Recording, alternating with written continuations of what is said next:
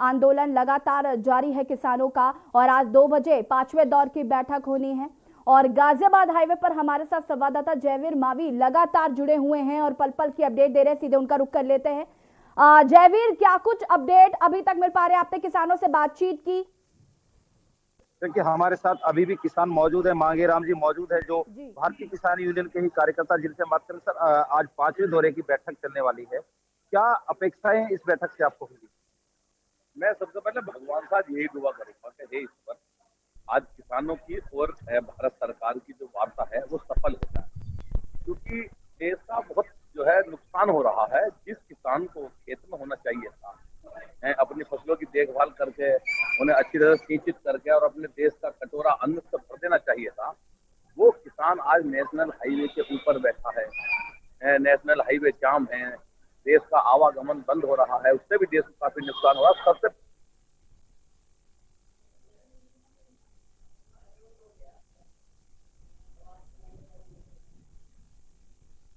जयवीर, आपकी आवाज नहीं आ रही है। जयवीर, आपकी आवाज हम तक नहीं पहुंच पा रही है। बुआई का टाइम और किसान यहाँ पर कितना प्रभावित किसान होगा? मैं एक बात बताओ जी, खेत की बुआई का चल रहा, किसान यहाँ बैठा प्रभावित है, ये तो कहने की बात ही नहीं है। देश की बात है तो सरकार की हटधर्मी है, इन्हें हटधर्मी छोड़ेगा मांगनी है।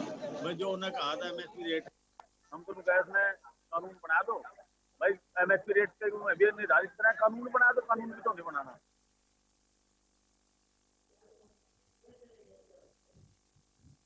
जयवीर, आपकी आवाज नहीं आ पा रही है हम तक।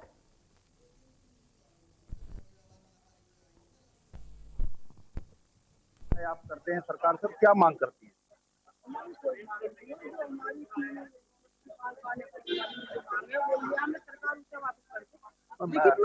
जिस तरह से शुरुआत में जो बैठक की बात थी कि जो एमएसपी उसको लिखित में दे, लेकिन अब 3 बार कर रहे हो, तो कहाँ बदलाव है? शुरुआत में तो आपकी केवल एक मांग थी। शुरू से हमारी यही मांग है, तीनों मांग कर रहे हैं, मांग रहे हैं।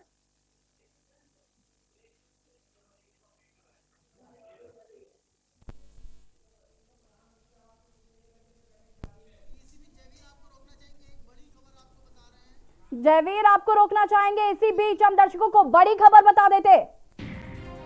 किसान आंदोलन पर हाई लेवल मीटिंग जारी है। पीएम मोदी के साथ गृह मंत्री, रक्षा मंत्री की बैठक में कृषि मंत्री नरेंद्र सिंह तोमर भी मौजूद है। आपको बता दें कि आज 2 बजे सरकार और किसान की 5वें दौर की बैठक होने वाली है और ये बैठक बहुत महत्वपूर्ण मानी जा रही है।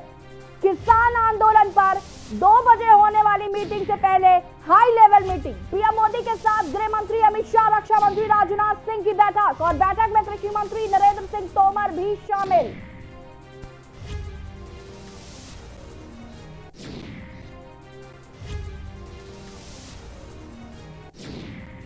और हमारे साथ ब्यूरो चीफ अमित दुबे भी लगातार जुड़े हुए हैं और पल पल की अपडेट दे रहे हैं। अमित, जिस तरीके से 2 बजे 5वें दौर की बैठक होनी है, उससे पहले पीएम मोदी के आवास पर, प्रधानमंत्री आवास पर हाई लेवल की मीटिंग बुलाई गई है, जिसमें गृह मंत्री अमित शाह, रक्षा मंत्री राजनाथ सिंह और कृषि मंत्री नरेंद्र सिंह तोमर शामिल है। क्या कुछ जानकारी मिल पाई अभी तक? जी बिल्कुल, देखिए प्रधानमंत्री आवास पर बैठक चल रही है। तमाम केंद्रीय मंत्री, चाहे अमित शाह की बात करें या राजनाथ सिंह की बात करें या कृषि मंत्री नरेंद्र सिंह तोमर की बात करें, सभी वहां पे मौजूद है। और सबसे बड़ी चीज, क्योंकि 2 बजे बैठक होनी है, बैठक में क्या कुछ फैसले हो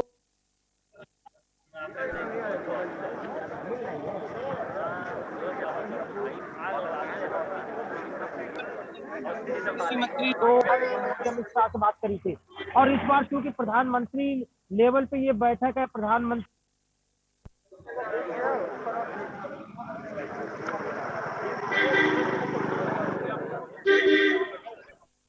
पे 2 बजे बैठक होने वाली सूची पहले से तैयार है। जो किसानों के प्रस्ताव है वो पहले सरकार के सामने, सरकार को सिर्फ हामी भर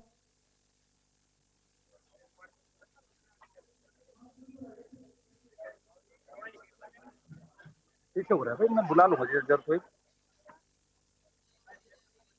असाइनमेंट वाले। जयवीर, आपके पास आना चाहेंगे। जिस तरीके से आप किसानों से लगातार जुड़े हुए हैं, उनसे बात कर रहे हैं, किसानों का साफ तौर पर कहना है कि हमारी जो मांगे हैं हम उनको लेकर डटे रहेंगे, अड़े रहेंगे। एमएसपी की अगर हम बात करें और आज हो रही 2 बजे की जो मीटिंग है, 5वें दौर की ये जो बैठक होने वाली है, ये बहुत महत्वपूर्ण है और लगातार किसान बार बार ये बात कह रहे हैं कि हमें मौखिक रूप से एमएसपी को लेकर ना कहा जाए कि वो रहेगी, हमें लिखकर सरकार दे कि ये जो एमएसपी है वो रहेगी। देखिए, अब मैं आपको बता दूं कि जिस तरह जो एमएसपी की बात करते हैं तो वहीं किसानों का कहना है कि एमएसपी तो उनकी मुख्य मांग है, लेकिन जो किसानों जो 3 बिल जो सरकार ने पास किए थे वो 3 बिल भी वापस लेने होंगे। किसानों की जो मांग की बात कर रहे हैं तो किसानों ने कहा है कि 3 बिल जो वापसी की मांग है उनकी प्रमुख मांग में थी, लेकिन जिस तरह जो एमएसपी की बात थी, एमएसपी वाली जो मांग थी वो उनकी प्राथमिकता है कि एमएसपी की लिखित गारंटी दे, उसको कानून में शामिल करे।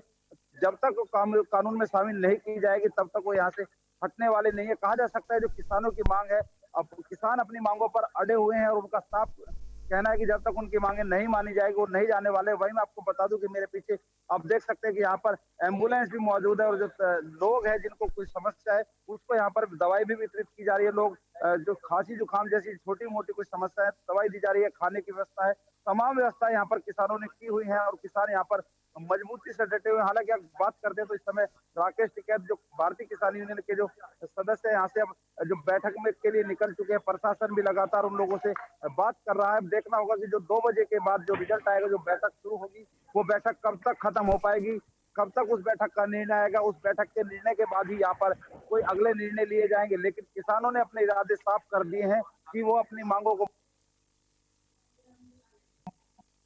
घोषणा कर दी है कि आने वाली 8 तारीख को अब किसान यहाँ पर भारत बंद की भी बात कर रहे हैं। तो तमाम तरह की जो बात करें, जो किसान है वो कहीं ना कहीं आक्रामक मूड में है, जो किसान है वो उत्साह में है और गुस्से में भी है कि इतने दिन हो चुके हैं, लगभग 10 दिन हो चुके हैं, किसान यहाँ पर भूखा प्यासा पड़ा है, सड़कें बंद है, आम जनजीवन कहीं ना कहीं अस्त व्यस्त है। जो लोग दिल्ली, नोएडा, गाजियाबाद आने जाने वाले हैं उन लोगों को भी कहीं ना कहीं समस्याएं आ रही हैं। तो ऐसे में बड़ा सवाल है कि आखिर कब तक यह समस्याएं चलती रहेंगी और जो किसानों के हक की लड़ाई है कब तक पूरी होगी। जो किसान क्रांति इसको कहा जा रहा है, क्रांति जिस तरह से दिल्ली, हरियाणा, पंजाब तमाम जगह पर जो बॉर्डर्स है वहां पर किसान डटा हुआ है। तो कहीं ना कहीं देखना होगा कि जो आज की जो बैठक है काफी महत्वपूर्ण बैठक होने वाली है और इस बैठक के बाद बहुत सारी चीजें निकल करके सामने आएंगी। जिस तरह जो 8 तारीख का जो भारत बंद का ऐलान है, अगर यह बैठक सफल होती है तो 8 तारीख वाली जो भारत बंद का जो ऐलान था किसानों के संगठन द्वारा वो नहीं होगा और उसके अलावा तमाम जो चीजें हैं वो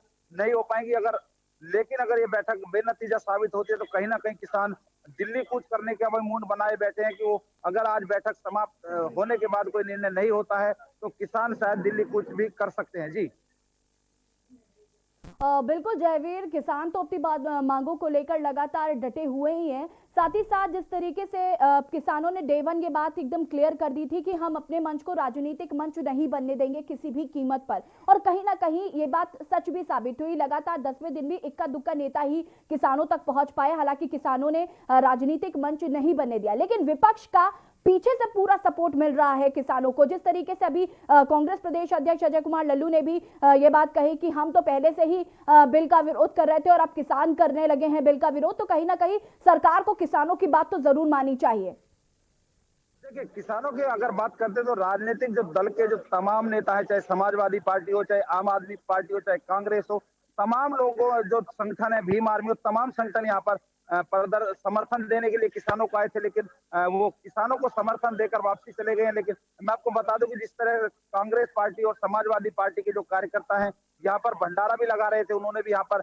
जो राहत सामग्री है, कहा जा सकता है जो खाद्य सामग्री है यहाँ पर वितरित की थी, लेकिन वो वितरण के बाद वो लोग वापसी चले गए हैं। उनके समर्थन कुछ लोग हो सकते हैं, लेकिन अगर राजनीतिक लोगों की बात करें तो यहाँ पर किसी भी तरह का कोई राजनीतिक मंच नहीं है। राजनीतिक लोग यहाँ पर नहीं है, आना और समर्थन देकर जाना एक अलग बात है, लेकिन यहाँ पर किसी भी तरह का कोई मंच नहीं बनाया गया है।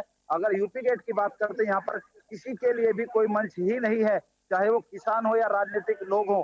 तो मंच नहीं होने से राजनीतिक मंच नहीं बन पाएगा। और जिस तरह से राकेश टिकैत और नरेश टिकैत दोनों ने स्पष्ट कर दिया था कि भारतीय किसान यूनियन किसी भी राजनीतिक नेता को यहाँ पर मंच नहीं देगी। उनका स्वागत है, जो लोग समर्थन करने के लिए आएंगे समर्थन कर सकते हैं, लेकिन यहाँ पर किसी तरह की राजनीति नहीं की जाएगी, जो सच साबित हो रही है। और यहाँ पर किसी भी राजनीतिक जो दल के लोग हैं उनको मंच नहीं दिया गया है और लगातार लोग यहाँ आ रहे हैं, समर्थन दे रहे हैं और तमाम तरह की बातें यहाँ पर होती हैं, लेकिन उसके बाद भी अगर हम बात करें तो जिस तरह से राजनीति की बात हो रही थी, तो यहाँ पर इस किसान आंदोलन का कोई राजनीतिकरण यहाँ पर नजर नहीं आ रहा है। जी बिल्कुल ये बात सच है कि किसानों ने बिल्कुल भी राजनीतिक मंच नहीं बनने दिया अपने मंच को। अगर हम डे वन से बात करें, 26 नवंबर को जब दिल्ली चलो आंदोलन की शुरुआत किसानों द्वारा की गई और दिल्ली कूच करने की तैयारी शुरू हुई और जब दिल्ली के बॉर्डर्स पर ही किसानों को रोक दिया गया, तब तक किसान शांति प्रदर्शन की बात कर रहा था। लगातार 10वां दिन हो जाने के बाद जैसे जैसे समय बीतता गया, कहीं ना कहीं किसान भी अब हिंसक होने लगे हैं। जिस तरीके से बैरिकेडिंग को तोड़ना और दिल्ली कूच करने की लगातार बातें करने लगना, और अब भारत बंद का जो ऐलान किसानों द्वारा किया गया है, कहीं ना कहीं अगर सरकार आज होने वाली बैठक में किसानों के हित में फैसला नहीं लेती है या किसानों की बातें नहीं मानती है, तो जो समस्या है वो और स्थिति जो है वो बहुत खराब होने वाली। देखिए, जिस तरह से अभी मैंने आपको बताया कि अगर आज की बैठक सफल नहीं होती है तो किसान अगली रणनीति बनाएंगे, अगली रणनीति तैयार करेंगे कि किस तरह, क्योंकि किसानों ने साफ कर दिया कि वो संसद भवन भी घेरने का कोशिश करेंगे। जिस तरह से अगर उनकी बातें नहीं मानी जाती है, संसद का घेराव करेंगे। अब देखना होगा कि सरकार और किसान इनके बीच की जब जो बात है वो नहीं होती है, तो कहीं ना कहीं किसान और जवान भी आमने सामने है। हालांकि जवानों का भी कहना है कि वो भी किसानों के परिवार से हैं और किसानों का भी कहना है कि जो जवान है वो उन्हीं के परिवार से हैं, लेकिन दोनों ही अपने अधिकार और हक के लिए, कर्तव्य के लिए डटे हुए हैं, आमने सामने हैं। यहाँ पर भी अगर हम बात करें तो जवान भी मुस्तैदी के साथ यहाँ पर तैनात है और अपनी जो ड्यूटी है उसको ईमानदारी से निभा रहे हैं और लगातार रात दिन यहाँ पर जिस तरह से जो बैरिकेडिंग लगी हुई है, बैरिकेडिंग पर सख्त पहरा है। और वहीं किसान भी दूसरी तरफ सर्दी और गर्मी में यहाँ पर पड़ा हुआ है। खाने की तमाम जो ऐसी व्यवस्थाएं हैं, अपनी फसल है, घर की जो तमाम अव्यवस्थाएं हैं, लेकिन उन सब की चिंता किए बगैर किसान यहाँ पर यूपी गेट पर है और अपनी जो मांगे हैं उन मांगों को सरकार से मनवाने का प्रयास कर रहा है। तो कहीं ना कहीं जब मांगे नहीं मानी जाएंगी तो किसानों का उग्र होना स्वाभाविक है और कहीं ना कहीं इस चीज का प्रभाव भी सामने आएगा कि जो बैठक अगर बेनतीज होती है तो कहीं ना कहीं किसान उग्र हो सकते हैं। कहीं ना कहीं बिल्कुल इस बात की संभावना यहाँ पर जताई जा सकती है। जिस तरह से जो किसान है, दिल्ली हाईवे की बात करें, मेरठ एक्सप्रेसवे की बात करें तो दिल्ली आने वाले रास्ते बिल्कुल ब्लॉक कर दिए गए हैं। यहाँ से दिल्ली इस रास्ते से कोई जाने साधन नहीं है, सब रास्ते बंद है। हाँ, दिल्ली से इधर गाजियाबाद इस रास्ते से आ सकते हैं, लेकिन दिल्ली जाने वाला रास्ता बंद है। तो जिस तरह यहाँ पर अब कार्रवाई हो रही है, अगर आज की बैठक बेनतीज होती है तो शायद किसान कल दिल्ली जो आने वाला रास्ता है उसको भी बंद कर सकते हैं। जी बिल्कुल जबीर, कहीं ना कहीं किसान भी डटे हुए हैं तो जवान भी अपनी जो जिम्मेदारी है, जो ड्यूटी है, वो बखूबी निभा रहे हैं। जबीर, आपसे आगे और भी अभी अपडेट लेंगे, आप हमारे साथ बने रहिए। फिलहाल कृषि मंत्री नरेंद्र सिंह तोमर ने क्या कुछ कहा है ये आपको सुना देते हैं। मीटिंग शुरू होगी, बातचीत होगी, उसके बाद ही ये कुछ कहा जा सकता है कि किस दिशा में आगे बढ़ेंगे। सर, आज भी आप होपफुल हैं कि कहीं आगे का रास्ता निकलेगा? कुछ किसानों के बयान आ रहे हैं, सिरसा जी कह रहे हैं जो आपके साथ मीटिंग में आते हैं, उनका कहना है आप रिटर्न में भी एमएसपी देंगे तो भी वो मानने को तैयार नहीं है। कानून देखिए, दरअसल बैठक में जो बात होगी उसी पर भरोसा किया जा सकता है और कुल मिला के मैं तो आशावान हूँ कि निश्चित रूप से किसान सकारात्मक दिशा में सोचेंगे और आंदोलन का रास्ता छोड़ेंगे। कृषि मंत्री नरेंद्र सिंह तोमर लगातार ये बात कह रहे हैं कि किसान बात को समझेंगे और आंदोलन का रास्ता छोड़ेंगे और जो 2 बजे मीटिंग होने वाली है उसको लेकर कि वो काफ़ी होपफुल नजर आ रहे हैं। उनको लग रहा है कि आज शायद नतीजा निकल आएगा। दिल्ली बॉर्डर पर 10वें दिन भी किसान लगातार जमे हुए हैं।